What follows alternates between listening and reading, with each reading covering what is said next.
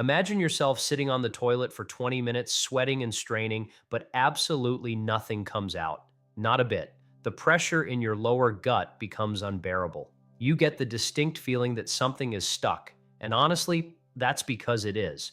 A hard, dried out mass of waste lodged right in your rectum that refuses to budge. Doctors call this fecal impaction. Every single week, emergency rooms see people coming in with this problem. Some get a simple fix and head home, while others end up in the ICU with a ruptured colon, fighting for their lives. And some, unfortunately, don't make it out at all. But here's the detail almost nobody warns you about. The food inside your pantry right now, the stuff you likely eat every single week, is silently paving the way for this exact situation. In some cases, these foods are actually branded as healthy. Over the next few minutes, I am going to show you the 7 major offenders I see causing this over and over, and I'll tell you exactly what you should eat instead. Before we get into the foods, you have to look at what's really happening. Most people hear constipation and just assume it's an annoyance. That's wrong. It's not a big deal until it hits a tipping point.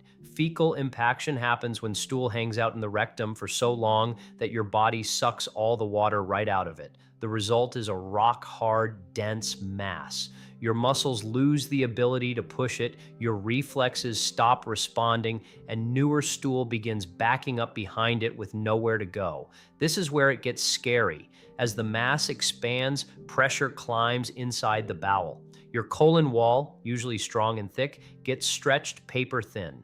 Eventually, if it stretches too much, it ruptures. When that colon wall breaches, the billions of bacteria residing inside flood into your abdominal cavity. That causes sepsis, a condition that can claim your life in mere hours. You have to pay attention to the warning signs. Severe constipation lasting over 3 days, persistent bloating, pain in the lower abdomen, liquid leaking around what feels like an obstruction, nausea, or a sudden lack of appetite. Any of those, especially when they happen together, are red flags. Seniors, inactive individuals, and those on specific medications are at the greatest risk. But realistically, the primary factor within your control is simply what you eat. Let's cover that. Before I drop the list, though, there's something you need to see that changed how I view gut health forever. See, the truth is, even people who try to fix their diet often continue to suffer. They still struggle with bloating and that heavy feeling, never feeling regular. There is a reason for it. There is an 8,000-year-old practice utilized by billions worldwide that tackles the real source of stuck bowels. It's a natural, easy method you can add to your day to release years of old, toxic buildup from your intestines. It requires no restrictive dieting, no expensive probiotics, and no medication.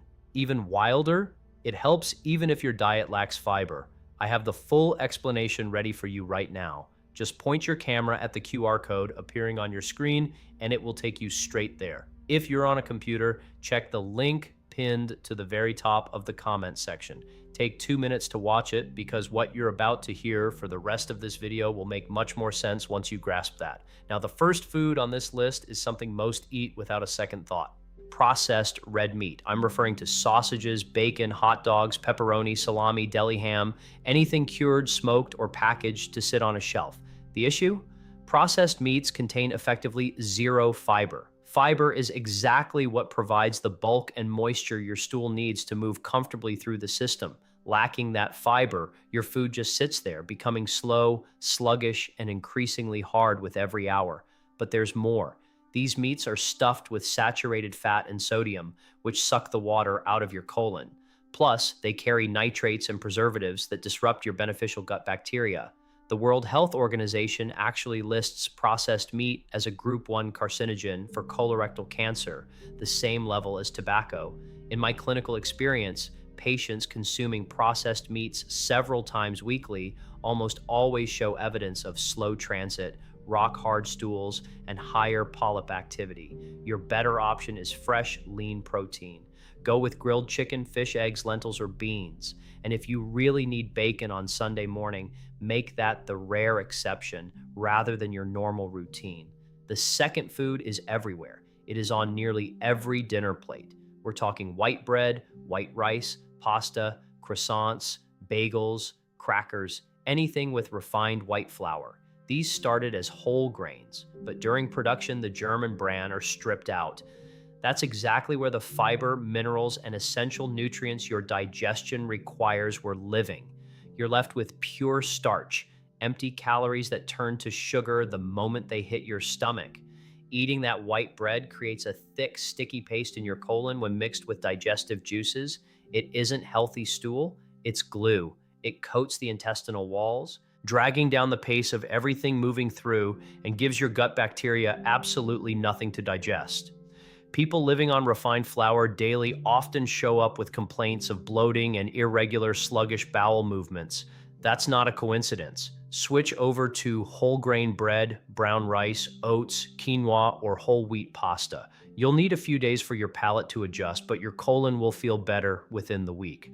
The third food is one a lot of people consider harmless or even healthy: dairy, particularly when you consume it in large quantities. This includes milk, yogurt, and ice cream, but hard cheeses like Parmesan, cheddar, or mozzarella are the main offenders. Here is the biology. Dairy contains casein, a protein known for being very slow to digest. It clumps together with other food in your digestive tract, forming a sticky, hard-to-move mass. Furthermore, cheese contains practically no fiber or water, but plenty of fat. That's the perfect recipe for compaction. Moreover, a vast number of adults are partially lactose intolerant without knowing it. When your body fails to process lactose properly, it creates gas, cramps, bloating, and irregular bowel habits for years. I have worked with cases of severe chronic constipation where, after looking at the diet, the clear culprit was the cheese they ate with almost every single meal. Reduce the dairy, and things start moving again in days. You don't need to be completely dairy-free, but be honest about your intake. Moderation is key. This isn't an everyday thing.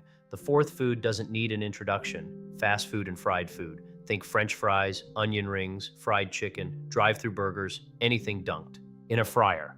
The problem here is total overload. These foods are jam-packed with trans fats and saturated fats, which force your stomach to work in slow motion.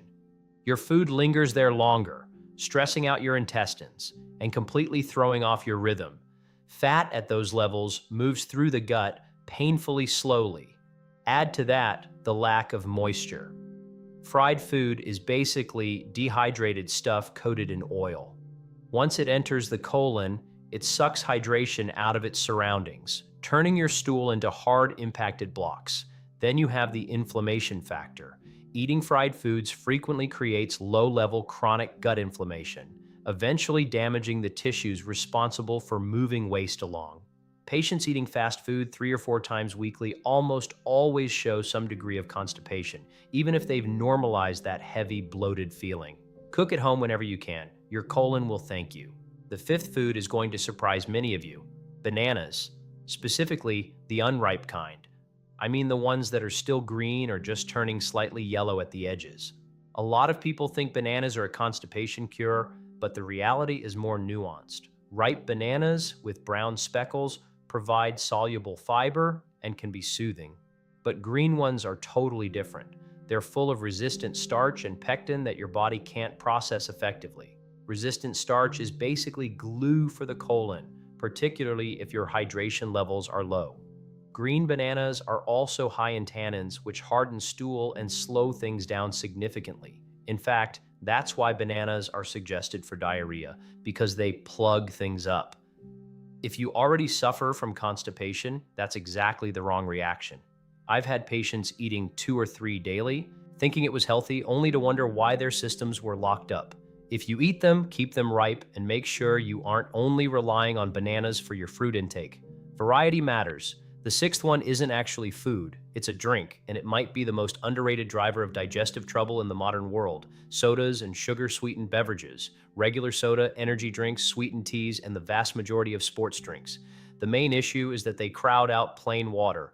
If you're drinking soda all day, you likely aren't drinking enough actual water, so your colon is consistently dehydrated. Dehydrated colon leads to dehydrated stool. It's really that straightforward. Second, that mountain of sugar destroys your microbiome.